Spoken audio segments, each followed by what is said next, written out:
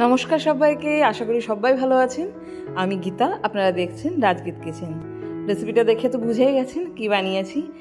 আজ বানিয়েছি গুড় আম বা আমের আচার।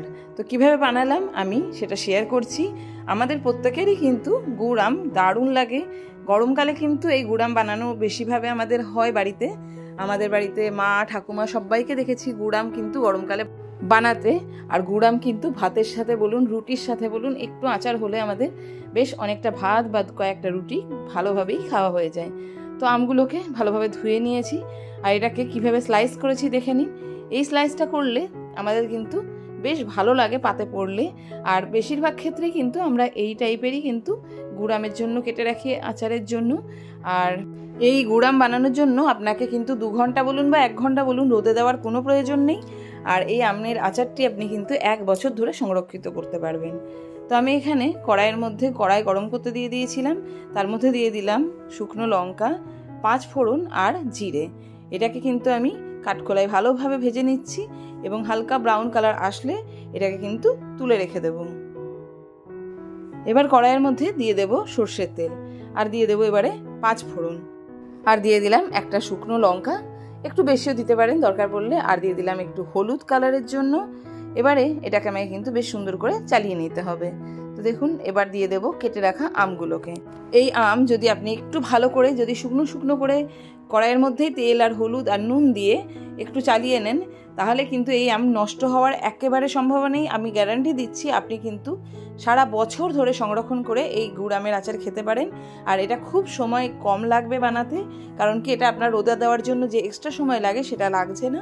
তো দেখুন, ভাজতে ভাজতে 2 পিঠ কিন্তু বেশ ভালোভাবে কালারটা চলে এসছে, হালকা ব্রাউন টাইপের এরকমভাবে। এবার আমি এর মধ্যে দিয়ে দেব গুড়। কিছুটা গুড় আমি এরকমভাবে কুড়ে নিয়েছি, এটা আমি প্রথম দিকে দেব। আর দিয়ে দেবো এবারে একটু বড় বড় করে ভেঙে রাখা গুড়গুলোকে।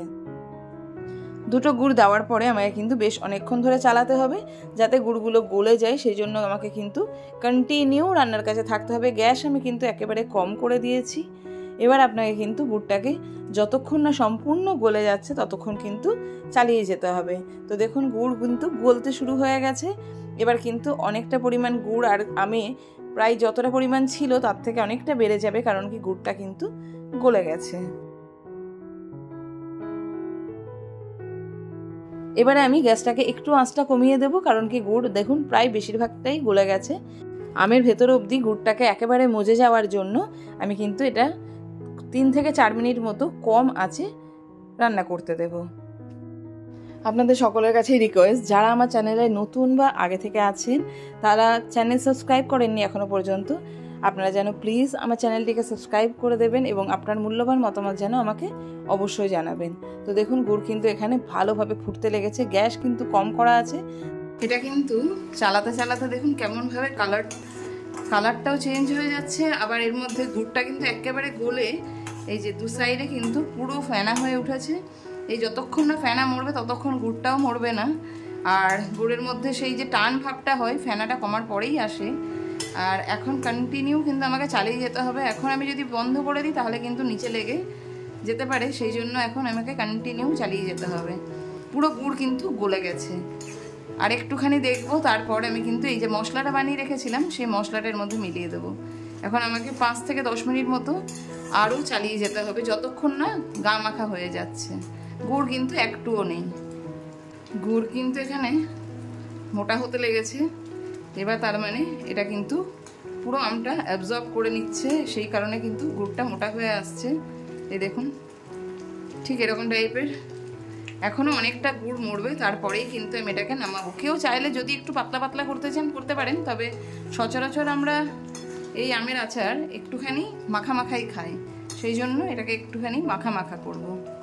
তো দেখুন, এবারে আমি এর মধ্যে অ্যাড করে দেব যে ভেজে রেখেছিলাম মশলাটা। তার মধ্যে আমি কি কি দিয়েছিলাম আরও একবার আমি বলে দিচ্ছি। তার মধ্যে আছে শুকনো লঙ্কা, 5 ফোড়ন আর গোটা জিরে।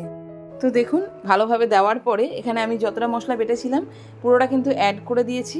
এবার এটাকে আমি ভালোভাবে চালিয়ে নিচ্ছি, কারণ কি দেখুন গুড়টা কিন্তু অনেকটা কমে এসছে এবং মাখো মাখো হয়ে আসছে। আর মশলাটা কিন্তু ভালোভাবে মাখিয়ে দিলে এই অবস্থায় আমার কিন্তু পুরো যে মশলাটা দিলাম সেটা কিন্তু আম আর গুড়ের মধ্যে ভালো করে মিশে যাবে এবং অ্যাবজর্ব হয়ে যাবে। আরও মাত্র 2 থেকে 3 মিনিট মতো এটাকে রান্না করব, বেশি রান্না করার প্রয়োজন নেই। আর খুব সময় সাপেক্ষ রান্না। আর এই আচারটি বানাতে কিন্তু আপনার খুব বেশি সময়ের প্রয়োজন পড়বে না, খুব অল্প সময়ের মধ্যেই কিন্তু রেডি হয়ে যাবে। তো দেখুন ভালোভাবে কিন্তু মশলা মাখানো হয়ে গেছে। এবার আমি এই অবস্থায় গ্যাসটাকে বন্ধ করে দেব এবং কিছুক্ষণ রেস্টিং টাইমে রাখার পর দেখুন গুড় আর আম পুরো অ্যাবজর্ব হয়ে গেছে এবং এরকমভাবে মাখো মাখোর একটা আচার তৈরি হয়ে গেছে। তো আপনাদের কার কার ভালো লাগে এই গুড় আমের আচার আমাকে জানাবেন। আর যদি হাতে খুব সময় কম থাকে আর রোদে দেওয়ার মতো একেবারেই সময় না থাকে তাহলে কিন্তু এইভাবে আমের আচার বানিয়ে নিতে পারেন, খেতে কিন্তু দুর্দান্ত হবে। আর আপনাদের কাছে আরও একবার রিকোয়েস্ট করছি, যারা আমার চ্যানেল এখনও সাবস্ক্রাইব করেননি যেন অবশ্যই সাবস্ক্রাইব করে দেবেন আর আপনার মূল্যবান মতামত জানাবেন। ভালো লাগলে রেসিপিটা বাড়িতে ট্রাই করবেন এবং বন্ধুদের সাথে যদি পারেন শেয়ার করে নেবেন। তো আজকে এখানে রাখছি, বেশি কথা বাড়াচ্ছি না। তো এবার আমি আস্তে আস্তে রেসিপিটা ট্রাই করি, চলুন। সত্যি দুর্দান্ত হয়েছে খেতে, আপনি যেন অবশ্যই বাড়িতে ট্রাই করবেন। আজ এখানে রাখছি, থ্যাংক ইউ।